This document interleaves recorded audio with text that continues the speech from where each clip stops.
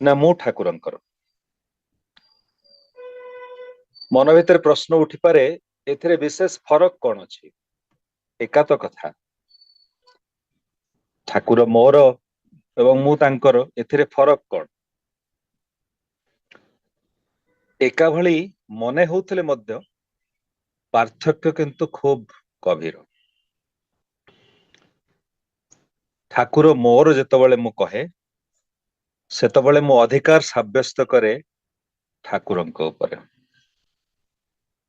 ସେତେବେଳେ ହୁଏତ ମୁଁ ଭାବି ବସେ ଯେ ଠାକୁର ହଉଛନ୍ତି ମୋର ଇଚ୍ଛାର ଅଧୀନ। କିନ୍ତୁ ଯେତେବେଳେ ମୁଁ କହେ ମୁଁ ଠାକୁରଙ୍କର, ସେତେବେଳେ ସେଭଳି ଭାବ ଆଉ ରହେ ନା। ନିଶ୍ଚିତ ଭାବରେ ସେତେବେଳେ ଭାବାନ୍ତର ଘଟେ। ରମାକାନ୍ତ ଭାଇ ଗୋଟେ ଗପ କହୁଥିଲେ, ପ୍ରାସଙ୍ଗିକ ମନେ ହଉଛି, ସେଥିପାଇଁ ଏଇଠି ଆଉଥରେ କହିବା ପାଇଁ ଇଚ୍ଛା ହଉଛି। ପିତା ଏବଂ ପୁତ୍ର ଥରେ ଯାଇଥିଲେ ଗୋଟେ ମନ୍ଦିରକୁ। ମନ୍ଦିର ବାହାରେ ପୁଅଟି ମନ୍ଦିର ସାମ୍ନାରେ ଥିବା ସିଂହର ମୂର୍ତ୍ତିକୁ ଦେଖି ଭୟଭୀତ ହେଇ ପଡିଲା। ଭୟରେ କାନ୍ଦିବାକୁ ଆରମ୍ଭ କଲା। ବାପା କହିଲେ, ଆରେ ପୁଅ କଣ ପାଇଁ କାନ୍ଦୁଛୁ? ପୁଅଟି କହିଲା, ସିଂହ ଏ ମତେ ଖାଇଯିବ, ମତେ ଡର ଲାଗୁଛି। ବାପା କହିଲେ, ଡରିବାରେ କଣ ଅଛି? ଏ ତ ପଥରର ସିଂହ, ଇଏ କିଛି କରିପାରିବ ନାହିଁ, କିଛି ଡରିବାର ଦରକାର ନାହିଁ।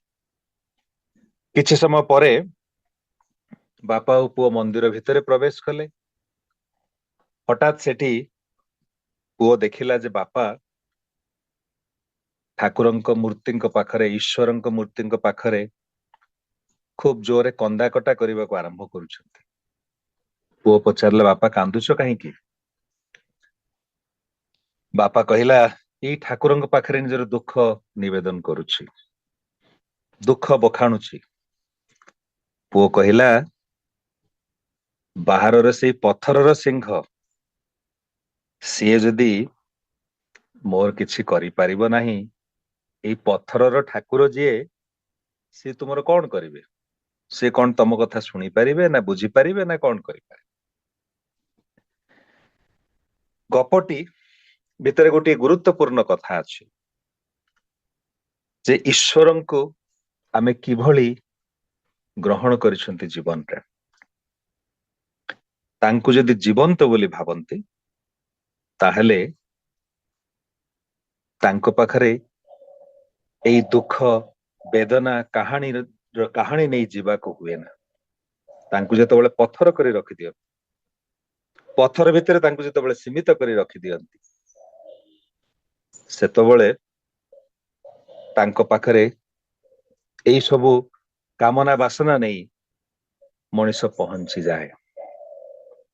ସେ ଯଦି ଜୀବନ୍ତ ମୋ ପାଖରେ, ଆଜି ଯୋଉ କୀର୍ତ୍ତନଟି ହେଉଥିଲା, ଜୀବନ ନାଥ ଜୀବନ୍ତ ଏଠି, ସେ ଯଦି ମୋ ପାଖରେ ଜୀବନ୍ତ, ସେ ଯଦି ମୋର ପ୍ରଭୁ, ତାହେଲେ ମୁଁ ତାଙ୍କର ସେବକ, ମୁଁ ହିଁ ତାଙ୍କର। ସେ ମୋର ଇଚ୍ଛାର ଅଧୀନ କିନ୍ତୁ ନୁହନ୍ତି। ଶ୍ରୀ ଶ୍ରୀ ଠାକୁରଙ୍କ ପାଖକୁ ସେଦିନ ମା ଜଣେ ଆସିଥିଲେ, ତାଙ୍କର ବୋହୂକୁ ନେଇକି। ମାଟି କହୁଛନ୍ତି, ଠାକୁର, ବୋହୂର ପିଲା ଜନ୍ମ ହିଁ ନଷ୍ଟ ହେଇଯାଉଛନ୍ତି। ଆଲୋଚନା ପ୍ରସଙ୍ଗର ତୃତୀୟ ଖଣ୍ଡରେ ଘଟଣାଟି ବର୍ଣ୍ଣିତ ହେଇଛି। ମା ଜଣ କହୁଛନ୍ତି, ମୋର ବୋହୂର ଛୁଆ ପିଲା ରହୁନାହାନ୍ତି, ନଷ୍ଟ ହେଇଯାଉଛନ୍ତି। ଅନେକ ସନ୍ତାନ ସନ୍ତତି ଜନ୍ମ ହବା ପୂର୍ବରୁ ହୁଏତ ମରି ଯାଉଛନ୍ତି, ବା ଜନ୍ମ ହେଇ ପରେ ସଙ୍ଗେ ସଙ୍ଗେ ମରି ଯାଉଛନ୍ତି, ବଞ୍ଚୁନାହାନ୍ତି। ଠାକୁର ଆପଣ ଯଦି ଟିକେ ଦୟା କରନ୍ତେ। ପାଖରେ ବସିଥିଲେ ପ୍ୟାରିଦା, ଡକ୍ଟର ପ୍ୟାରି। ଠାକୁର ତାଙ୍କୁ କହିଲେ, ଏ ପ୍ୟାରି, ଟିକେ ଦେଖ ତ। ତାପରେ ମା ଜଣକୁ କହିଲେ, ଯା, ପ୍ୟାରି ସାଙ୍ଗରେ ଯା, ସେ ଯାହା ଯେମିତି କହିବ ସେଇ ଅନୁସାରେ ଚଳିବୁ, ଦେଖିବା କଣ ହଉଛି। ମା ଜଣକ ଟିକେ ଏତେ ଖୋଲା ମନରେ, ତାଙ୍କ ଭିତରେ ଟିକେ ଦ୍ୱିଧା ଭାବ ରହିଲା। ଯିବାକୁ ତ ବାହାରିଲେ ଡାକ୍ତରଙ୍କ ସାଙ୍ଗରେ, ଯିବା ଆଗରୁ କହିଲେ, ଠାକୁର, ହେଲେ ଆପଣ ଯଦି ଟିକେ ଆଶୀର୍ବାଦ କରିଦିଅନ୍ତେ ଆଉ ଏସବୁ ଔଷଧ ପତ୍ର ଦରକାର ହୁଅନ୍ତା। ଆପଣ ଦୟା କଲେ ତ ହେଇଯାଆନ୍ତା। ଶ୍ରୀ ଶ୍ରୀ ଠାକୁର ଗମ୍ଭୀର ହେଇଗଲେ, କହିଲେ ଦେଖ, ମତେ କିଛି ଛୁ ମନ୍ତ୍ର ଜଣା ନାହିଁ, ମତେ କୌଣସି ମ୍ୟାଜିକ ଜଣା ନାହିଁ। ଯାହା କଲେ ଯାହା ପାଇବାକୁ ହୁଏ ତାହା କରିବାକୁ ହୁଏ। ଏଇ କଥା ମୁଁ ବିଶ୍ୱାସ କରେ ଯେ ସବୁ କିଛି ପଛରେ ଅଛି ଗୋଟିଏ କାରଣ। ସେ କାରଣର ନିରାକରଣ ଯଦି ଖୋଜି ବାହାର କରାଯାଏ, ତାହେଲେ ମୋର ମନେ ହୁଏ ସମସ୍ୟାର ସମାଧାନ ମିଳିପାରେ। ତା ଛଡା ଆଉ ଏସବୁ କଥା ମୁଁ କିଛି ଜାଣେ ନା। ମାଟି ପୁଣି କହୁଛନ୍ତି, ଆପଣ ଦୟା କଲେ ତ ହେଇଯାଏ। ଠାକୁର ଗମ୍ଭୀର ହେଇ କହୁଛନ୍ତି, ତୁମ ମାନଙ୍କଠୁ କଣ ମୁଁ ଏଇଆ ଆଶା କରିଥିଲି ଯେ ତୁମେ ମାନେ ଏଇଭଳି ଭାବରେ ମୋ ଠାରୁ କୌଣସି ଅଲୌକିକତାର ଆଶା ରଖି ଆସିବ ବୋଲି। ବହୁ ଆଡକୁ ଚାହିଁ ଠାକୁର କହୁଛନ୍ତି, ମା ତୁ ସବୁଦିନେ ଠିକ ସମୟରେ ଉଠି ଇଷ୍ଟବୃତ୍ତି କରୁ, ପ୍ରାର୍ଥନା କରୁ। ଝିଅଟି ବହୁ ଜଣକ ନିରୁତ୍ତର। ଠାକୁର କହୁଛନ୍ତି, ସବୁଦିନେ କିନ୍ତୁ ଠିକ ଠିକ ଭାବରେ ଏସବୁ କରିବାକୁ ହୁଏ। ନାରୀର ନୀତି, ନାରୀର ପଥେ, ଏଇ ବହି ସବୁ ପଢିବୁ ପରିବାରର ସମସ୍ତଙ୍କ ସହିତ। ଯା, ଡାକ୍ତର ବାବୁଙ୍କ ସାଙ୍ଗରେ ଯା, ସେ ଯେମିତି କହିବେ ସେଇଭଳି ଚଳିବାକୁ ଚେଷ୍ଟା କରିବୁ। ସେ ଠାକୁରଙ୍କ ପାଖକୁ ଆମେ ଆସନ୍ତି ଅନେକ ସମୟରେ ଏଇ ଅଲୌକିକତାର ଆଶା ନେଇ, ପାଇବାର ଆଶା ନେଇ। ଭାବନ୍ତି ଠାକୁର ହେଲେ ମୋର ଯାହା ଦରକାର ତାଙ୍କଠୁ ମାଗି ନେବି। ଠାକୁରଙ୍କୁ ସେଦିନ ଜଣେ ଯୁବକ ଭକ୍ତ ପଚାରୁଛନ୍ତି, ଠାକୁର ଆପଣ ଅଲୌକିକତା ତ କିଛି ଦେଖେଇଲେ ନାହିଁ। ଠାକୁର କହିଲେ, ଅଲୌକିକତା ଟା ପୁଣି କଣ? ଭାଇ ଜଣ କହୁଛନ୍ତି, ଏଇ ଯେ ସାଧୁ ସନ୍ତ ମାନେ ହାତ ବୁଲେଇ ଦେଲେ ବିଭୂତି ବାହାରି ଆସେ, ଇତ୍ୟାଦି ଇତ୍ୟାଦି କଥା। ଏସବୁ କଥା ତ ଆପଣଙ୍କ ପାଖରେ ଦେଖିବାକୁ ମିଳେ ନା। ଠାକୁର କହୁଛନ୍ତି, କିଏ କହିଲା? କିଏ କହିଲା ଦେଖିବାକୁ ମିଳେ ନା? ତୁ ତ ହଉଛୁ ମୋର ମିରାକଲ, ତୁ ତ ହଉଛୁ ମୋର ମିରାକଲ। ଭାଇ ଜଣ କହିଲେ, ମୁଁ ଆପଣଙ୍କ ମିରାକଲ? ତାହା କେମିତି? ଠାକୁର କହିଲେ, ଦୀକ୍ଷା ନବା ପୂର୍ବରୁ ତୋର ଜୀବନ କେମିତି ଥିଲା? ଭାଇ ଜଣ କହିଲେ, ହଁ ଆଜ୍ଞା, ଜୀବନରେ ବହୁତ ବିଶୃଙ୍ଖଳା ଥିଲା। କେତେବେଳେ ଉଠୁଥିଲି, କେତେବେଳେ ଶୋଉଥିଲି, ସାଙ୍ଗସାଥିଙ୍କ ସାଙ୍ଗରେ ତାସ ଖେଳୁଥିଲି, ସମୟ ନଷ୍ଟ କରୁଥିଲି, ମଦ ପିଉଥିଲି, କୋଉ ଝିଅକୁ ରାସ୍ତାରେ ଦେଖିଲେ କମେଣ୍ଟ କରୁଥିଲି, ଏମିତି ଚାଲିଥିଲା ମୋର ଜୀବନ। ଏବେ କେମିତି ଅଛି? ଭାଇଟି କହୁଛି, ଠାକୁର ଏବେ ତ ବହୁତ ସୁନ୍ଦର ଜୀବନ, ଜୀବନରେ ଶୃଙ୍ଖଳା ହିଁ ଶୃଙ୍ଖଳା। ସକାଳେ ଉଠେ, ଇଷ୍ଟବୃତ୍ତି କରେ, ପ୍ରାର୍ଥନା କରେ, ଆପଣଙ୍କ ପାଖରେ ଆସି ବସେ, ଜୀବନଟା ସୁନ୍ଦର ହେଇଯାଇଛି। ସେ ଠାକୁର ତା ଆଡକୁ ଚାହିଁ କହୁଛନ୍ତି, ଏଇଟା କଣ ଅଲୌକିକତା ନୁହେଁ? ଏଇଟା କଣ ମିରାକେଲ ନୁହେଁ? ମଦ ପିଉଥିବା, ବିଶୃଙ୍ଖଳ ଜୀବନ ବିତଉଥିବା, ରାସ୍ତାଘାଟରେ ବୁଲୁଥିବା ମଣିଷଟି ଆଜି ଏତେ ଶୃଙ୍ଖଳିତ ହେଇ ଉଠିଛି, ତା ଜୀବନ ଏତେ ସୁନ୍ଦର ମନୋରମ ହେଇ ଉଠିଛି, ଆଠୁ ବଡ ମିରାକେଲ ଆଉ କଣ ହେଇପାରେ? ଏଇ ମିରାକେଲ ପଛରେ ଆମମାନେ ଧାଆନ୍ତି ସେତେବେଳେ ଯେତେବେଳେ ଭାବନ୍ତି ଠାକୁର ହେଲେ ମୋର, ସେ ମୋର ଇଚ୍ଛାର ଅଧୀନ, ଯାହା ଦରକାର ସେ ମତେ ଦେବେ, ସେ କଳ୍ପତରୁ ଯାହା ମାଗିବି ତାଙ୍କଠୁ ମିଳିବ। ସେ ଠାକୁରଙ୍କ ପାଖକୁ ଆସିଥିଲେ, ଆମେ କିଭଳି ତାଙ୍କୁ ଇଚ୍ଛାଧନ କରିବାକୁ ଚାହାନ୍ତି ତାର ଗୋଟିଏ ଘଟଣା ଆପଣଙ୍କୁ ଶୁଣେଇବାକୁ ଯାଉଛି। ସେ ଠାକୁରଙ୍କ ପାଖକୁ ଆସିଥିଲେ ଜଣେ ବିଶିଷ୍ଟ ବ୍ୟବସାୟୀ, ବହୁତ ଧନୀ ବ୍ୟବସାୟୀ, ଟଙ୍କା ପଇସାର ଅଭାବ। ଠାକୁରଙ୍କ ପାଇଁ ବାଛି ବାଛି ଗୋଟିଏ ସୁନ୍ଦର ଶାନ୍ତିପୁରୀ ଧୋତି ନେଇ ଆସିଥିଲେ, ଅତି ସୁନ୍ଦର ଧୋତି। ଶାନ୍ତିପୁରୀର ଧୋତି ଆପଣ ମାନେ ଜାଣନ୍ତି, ବିଶ୍ଵ ପ୍ରସିଦ୍ଧ। ତାଠୁ ଫାଇନ ଧୋତି ଆଉ ପ୍ରାୟ କୋଉଠି ମିଳେ ନା। ଏଇ ଧୋତି ଆଣି ସେ ଠାକୁରଙ୍କୁ ଦିଅନ୍ତି, ଠାକୁର ଖୁସିରେ ଗ୍ରହଣ ମଧ୍ୟ କଲେ। ଭାଇ ଜଣକ ବସି ରହିଛନ୍ତି ଠାକୁରଙ୍କ ପାଖରେ, ବିଭିନ୍ନ କଥା ଆଲୋଚନା ଚାଲିଛି। ଏଇ ସମୟରେ ଠାକୁର ଆଉ ଜଣେ ଭାଇ ଯିଏ ସେଇଠି ବସିଥିଲେ ଠାକୁରଙ୍କ ସାମ୍ନାରେ ତାଙ୍କୁ ଡାକି ଠାକୁର କହିଲେ, ନେ ଏଇ ଧୋତିଟା ମୁଁ ତତେ ଦଉଛି, ତୁ ଏଟା ବ୍ୟବହାର କରିବୁ। ବ୍ୟବସାୟୀ ଭାଇ ଜଣକ ମନେ ମନେ ଟିକେ ବିରକ୍ତି ତାଙ୍କ ମନ ଭିତରେ ଆସିଛି, ଟିକେ ଦୁଃଖ ହେଇଛି। ଠାକୁରଙ୍କ ପାଇଁ ଆଣିଥିଲି ଧୋତି, ଠାକୁର ପିନ୍ଧିବେ ବୋଲି ସିନା, ଠାକୁର କଣ ତାକୁ ଦେଇଦେଲେଣି। କଣ କରିବେ ଏ କଥା ଭାବି କିଛି ସମୟ ପରେ ଠାକୁରଙ୍କୁ କହୁଛନ୍ତି, ଠାକୁର ଧୋତିଟା ଆପଣଙ୍କ ପାଇଁ ଆଣିଥିଲି, ଆପଣ ତାଙ୍କୁ ଦେଇ ଦଉଛନ୍ତି, ମୋର ଇଚ୍ଛା ଥିଲା ଆପଣ ପିନ୍ଧନ୍ତେ ବୋଲି। ସେ ଠାକୁର ଗମ୍ଭୀର ହେଇ କହୁଛନ୍ତି, ଧୋତିଟା ଯେତେବେଳେ ମତେ ଦେଇ ଦେଇଛୁ, ଧୋତିଟା ହଉଛି ମୋର, ମୁଁ ଯାହା ଇଚ୍ଛା ତାହା କରିପାରେ ସେ ଧୋତିଟାକୁ ନେଇ, ସେଥିରେ ତୋର ଅଧିକାର ସାବ୍ୟସ୍ତ କରିବାର କଣ ଅଛି। ଭଲ ପାଇବା ତ ଅଛି, କିନ୍ତୁ ଏ ଭଲ ପାଇବା ଭିତରେ ସର୍ତ୍ତ ଅଛି।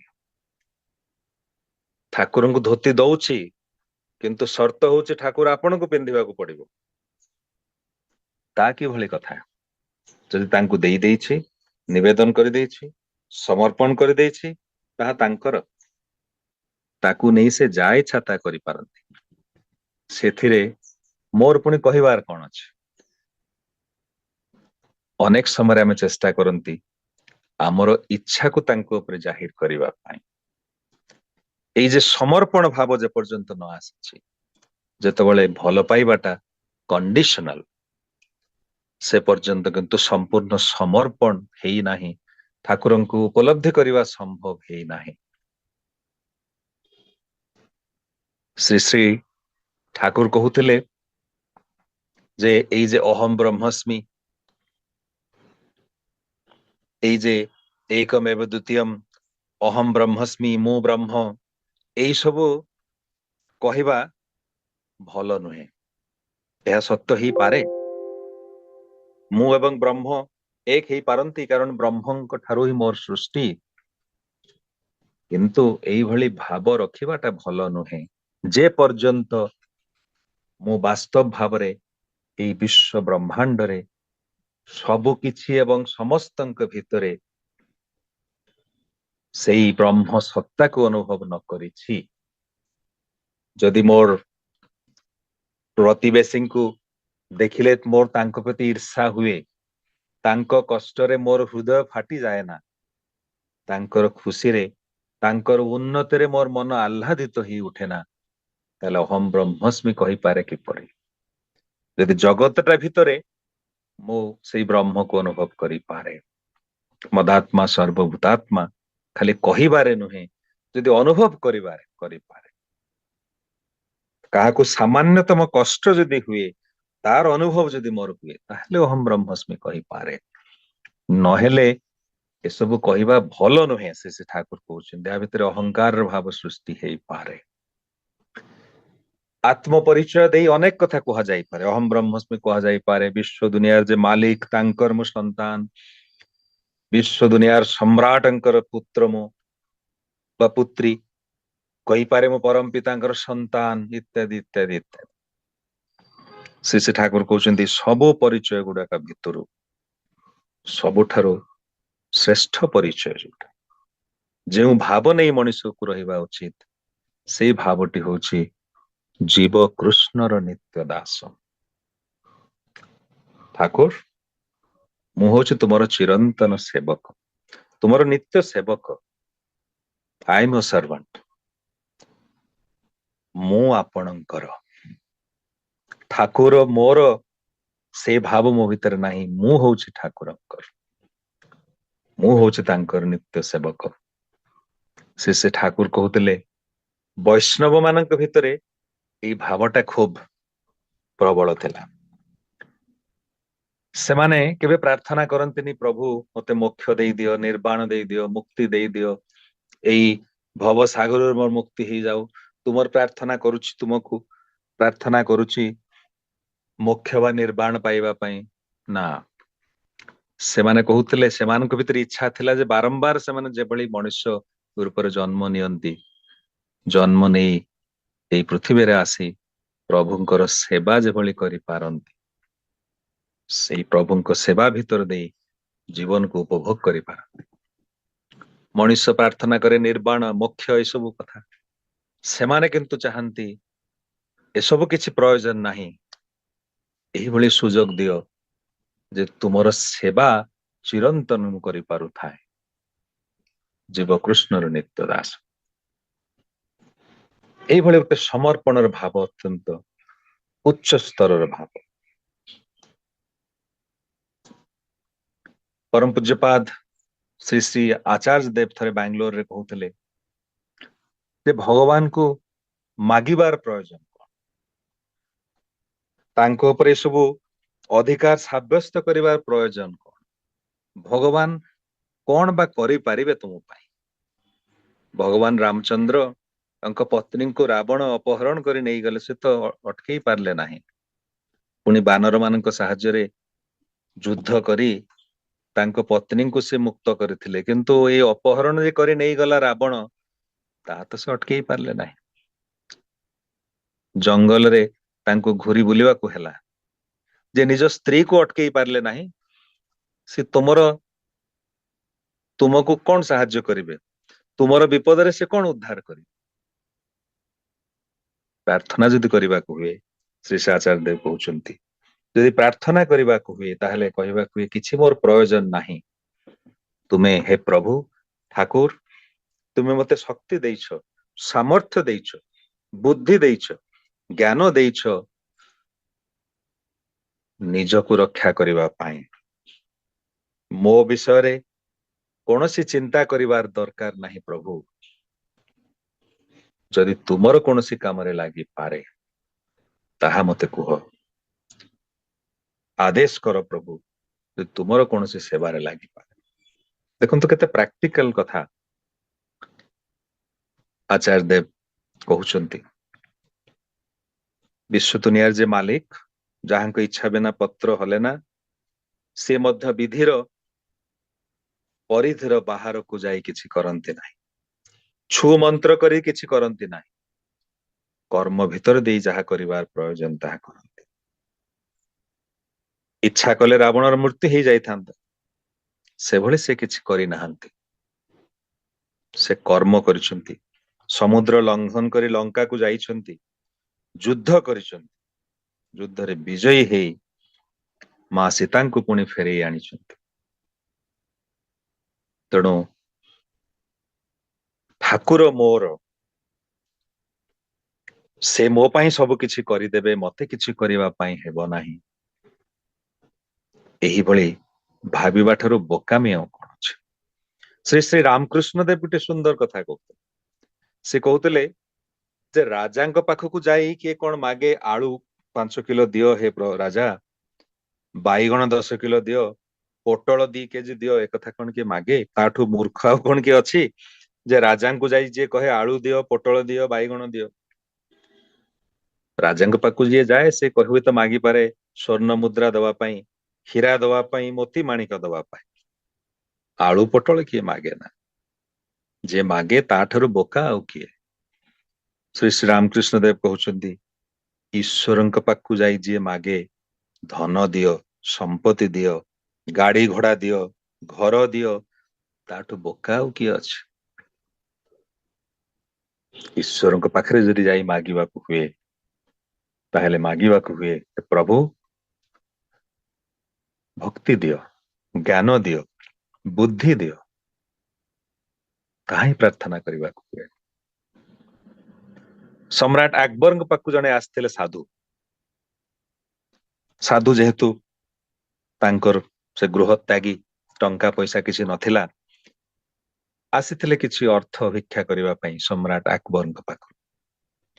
ସେଠି ଯାଇ ପହଞ୍ଚି ଦେଖନ୍ତି ଯେ ସମ୍ରାଟ ପ୍ରାର୍ଥନାରେ ବସିଛନ୍ତି। ସମ୍ରାଟ ଇଙ୍ଗିତରେ କହିଲେ ଅପେକ୍ଷା କରିବା ପାଇଁ। ସାଧୁ ଜଣକ ଅପେକ୍ଷା କରି ରହିଲେ। ସମ୍ରାଟଙ୍କ ପ୍ରାର୍ଥନା ଶେଷ ହେଲା। ଶେଷରେ ସମ୍ରାଟ ହାତ ଯୋଡି ଉପରକୁ କହିଲେ ଯେ ଆଲ୍ଲାହ, ମୋର ସାମ୍ରାଜ୍ୟ ଆହୁରି ବଢୁ, ଧନ ଧାନ୍ୟରେ ମୋର ଏଇ ରାଜ୍ୟ मोर प्रासाद भरी उठू, हे अल्लाह एई प्रार्थना करुछु। ए कथा शुणी साधु जनक उठिकी बाहरी बाहरी जावाकू लागिले। सम्राट तांको डाकी कहला, अरे आपण आसीथिले मो पाखु पुणी पळौचंती कुआडे? से कहले, आज्ञा आसीथिले किछि टंका पैसा मागिबा ପାଇଁ। सम्राट कहले, मागिलेनि जे पळेई जाउछंती?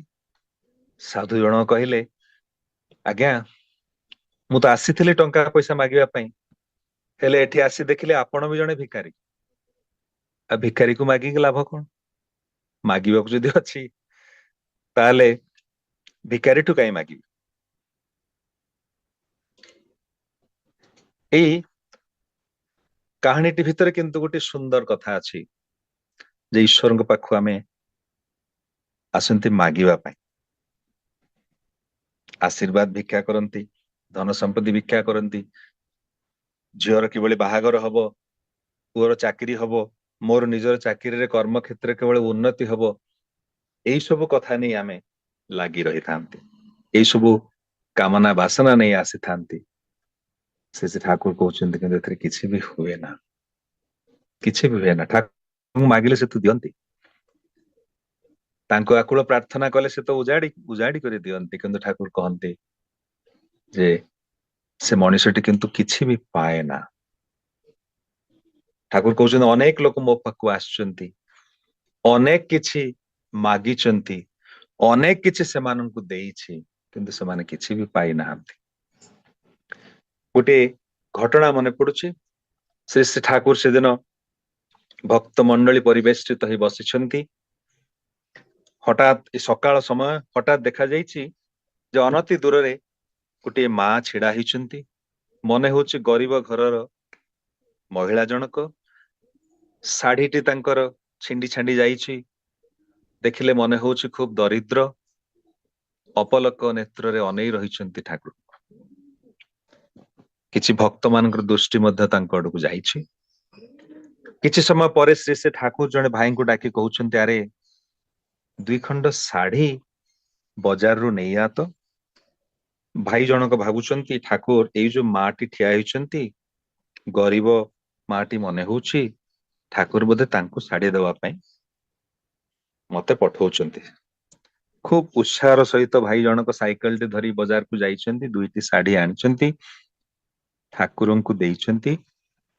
ଠାକୁର ସେଇ ଶାଢୀ 2ଟି ତାଙ୍କ ପାଖରେ ବସିଥିବା ଜଣେ ମା, ଯେ ଆଶ୍ରମରେ ରହନ୍ତି, କିନ୍ତୁ ସେ ମାଙ୍କଟିର କୌଣସି ଅଭାବ ନାହିଁ, ତାଙ୍କର ଟଙ୍କା ପଇସା ଭଲ ଥିଲା ବାଲା ଘରର ମଣିଷ ସେ, ଏବଂ ଅନେକ ସମୟରେ ଠାକୁରଙ୍କଠୁ ସେ କିଛି ନା କିଛି ମାଗି ନିଅନ୍ତି, ଠାକୁର ବି ତାଙ୍କୁ ଦେଇଥାନ୍ତି। ସେଇ ମା ଜଣଙ୍କୁ ଠାକୁର ଶାଢୀ 2ଟି ବଢେଇ ଦେଇଛନ୍ତି। ଯୋଉ ଭାଇଟି ସାଇକେଲ ଧରି ଶାଢୀ ଆଣିବାକୁ ଯାଇଥିଲେ, ତାଙ୍କ ମନରେ ଟିକେ ପ୍ରଶ୍ନ ଆସିଛି, ଇଏ କଣ? ତାଙ୍କ ପାଖରେ ଶାଢୀର ଅଭାବ ନାହିଁ, ଠାକୁରଙ୍କୁ ଶାଢୀ ଦଉଛନ୍ତି। ସେ ମାଟି ସେଠି ଛିଡା ହେଇଛି, ଛିଣ୍ଡା ଶାଢୀ ପିନ୍ଧି, ଗରିବ ଘରର ସ୍ତ୍ରୀ ଲୋକଟି, ତା କଥା ଠାକୁର କଣ ଚିନ୍ତା କଲେନି? ଯାହା ପାଖରେ ଅଛି ତାକୁ ପୁଣି ଆହୁରି ଦଉଛନ୍ତି। ଏଇଭଳି ମନେ ମନେ ଭାଇଟି ଭାବିଛନ୍ତି। ସେ ଯାହା ହଉ, କିଛି ସମୟ ପରେ ଠାକୁର ପୁଣି ତାଙ୍କୁ ଡାକି କହୁଛନ୍ତି, ଆଉ 2ଟି ଶାଢୀ ଦରକାର, ଆଣିପାରିବୁ? ଭାଇଟି ଭାବୁଛନ୍ତି ହଁ, ଏଥର ନିଶ୍ଚୟ ସେଇ ମାଙ୍କ ପାଇଁ। ଖୁବ ଆଗ୍ରହର ସହିତ ଦୌଡି ଯାଇଛନ୍ତି ବଜାରକୁ, ନେଇ ଆସିଛନ୍ତି 2ଟି ଶାଢୀ, ବଢେଇ ଦେଇଛନ୍ତି ଠାକୁରଙ୍କ ହାତକୁ। ଠାକୁର କହୁଛନ୍ତି, ଏଇ ସେଇ ଯେ ଦୂରରେ ଯେ ମାଟି ଛିଡା ହେଇଛି, ତାକୁ ନେଇ ଦେଇଆ। ଭାଇଟି ଖୁବ ଉତ୍ଫୁଲ୍ଲିତ, ସେଇଆ ତ ସେ ଚାହୁଁଥିଲେ, ଗରିବ ମାଟିକୁ ଠାକୁର କିଛି ଦିଅନ୍ତୁ। ଦୌଡି ଯାଇଛନ୍ତି ଶାଢୀ 2ଟି ଧରି, ସେ ମାଙ୍କ ପାଖକୁ କହିଛନ୍ତି, ଠାକୁର ପଠେଇଛନ୍ତି ଏଇ ଶାଢୀ 2ଟି ଆପଣଙ୍କ ପାଇଁ। ମା ଜଣ କହୁଛନ୍ତି, ନା ନା ନା, ମୁଁ ନେଇପାରିବିନି, ଠାକୁରଙ୍କଠୁ ମୁଁ କେମିତି ନେବି? ଠାକୁରଙ୍କଠୁ ମୁଁ କିଛି ଚାହେଁ ନା। ନା ନା ଭାଇ, ଆପଣ କ୍ଷମା କରନ୍ତୁ, ଏଇ ଶାଢୀ 2ଟି ମୁଁ ନେଇପାରିବି ନାହିଁ। ଭାଇ ଜଣକ ଅନନ୍ୟପାୟ ହେଇ ପୁଣି ଫେରି ଆସିଛନ୍ତି, ଠାକୁରଙ୍କୁ କହୁଛନ୍ତି, ଆଜ୍ଞା ଯେତେ ବାଧ୍ୟ କଲେ ବି ମାଟି ନବାକୁ ରାଜି ହଉନାହାନ୍ତି। ସେ ଠାକୁର କହୁଛନ୍ତି, ଯା ତାକୁ କହିବୁ ମୁଁ କହିଛି ନବା ପାଇଁ, ଶାଢୀଟି ସେ ଗ୍ରହଣ କଲେ ମୁଁ ଖୁସି ହେବି, ଏଇ କଥା ତାକୁ କହିବି। ଭାଇ ଜଣକ ପୁଣି ଯାଇଛନ୍ତି, ପୁଣି ଏ କଥା କହିଛନ୍ତି, କହୁଛନ୍ତି ଠାକୁର ଚାହିଁଛନ୍ତି ଯେ ଆପଣ ଏଇ ଶାଢୀ ତାଙ୍କଠୁ ଗ୍ରହଣ କରନ୍ତୁ। ଠାକୁର ଖୁସି ହେବେ ଆପଣ ଯଦି ଶାଢୀ ଦୁଇଟି ଗ୍ରହଣ କରନ୍ତି। ଖୁବ କୁଣ୍ଠାର ସହିତ, ଆଉ କୌଣସି ଉପାୟ ନାହିଁ, ଠାକୁର ଚାହିଁଛନ୍ତି। ଶାଢୀ ଦୁଇଟି ଅତ୍ୟନ୍ତ ବିନୀତ ଭାବରେ ମା ଜଣକ ଗ୍ରହଣ କରିଛନ୍ତି। ଫେରି ଆସିଛନ୍ତି ଭାଇ ଜଣକ ଠାକୁରଙ୍କ ପାଖକୁ। ଠାକୁର ନୀରବ। କିଛି ସମୟ ପରେ ଠାକୁର କହୁଛନ୍ତି, ଏଠାକୁ ଅନେକ ଲୋକ ଆସନ୍ତି, ଅନେକ ଲୋକ ଆସନ୍ତି ମୋରି ପାଖକୁ କିଛି ପାଇବା ପାଇଁ, କିଛି ମାଗି ନବା ପାଇଁ। ଅନେକ ଲୋକ ମୋ ଠାରୁ ଅନେକ କିଛି ନେଇଥାନ୍ତି ମଧ୍ୟ, ହେଲେ ଏଠାକୁ ଏମିତି ବି ଲୋକ ଆସନ୍ତି, ଏଭଳି ଲୋକ ମଧ୍ୟ ଏଠାକୁ ଆସନ୍ତି ଯେଉଁମାନେ କେବଳ ମୋରି ପାଇଁ ଆସନ୍ତି, ମୋରି ଖାତିରରେ ଆସନ୍ତି, ମତେ ଭଲ ପାଆନ୍ତି ବୋଲି ଆସନ୍ତି, କିଛି ପାଇବାକୁ ନୁହେଁ, କିଛି ନେଇଯିବାକୁ ନୁହେଁ, ମୋରି ପାଇଁ କେବଳ ଆସନ୍ତି। ଏଇ ହଉଛି ଫରକ। ଏଇ କାହାଣୀଟି ଭିତରେ ଲୁଚି ରହିଛି ଆଜିର ଯୋଉ ବିଷୟବସ୍ତୁର ତାତ୍ପର୍ଯ୍ୟ। ଠାକୁର ମୋର, ଏଇ ଭାବ ମୋ ଭିତରେ ରହିବା ଉଚିତ ନୁହେଁ। ମୁଁ ହିଁ ଠାକୁରଙ୍କର, ମୁଁ ହିଁ ତାଙ୍କର ନିତ୍ୟ ସେବକ, ମୁଁ ହିଁ ତାଙ୍କ ପାଇଁ, ମୋର ଜୀବନ ତାଙ୍କ। ତା ଛଡା ମୋର ମାନ, ଯଶ, ଅର୍ଥ, ଅହଙ୍କାର ଏସବୁର କୌଣସି ଆବଶ୍ୟକତା ନାହିଁ। ତାଙ୍କରି ତୃପ୍ତି ହିଁ ମୋର ତୃପ୍ତି।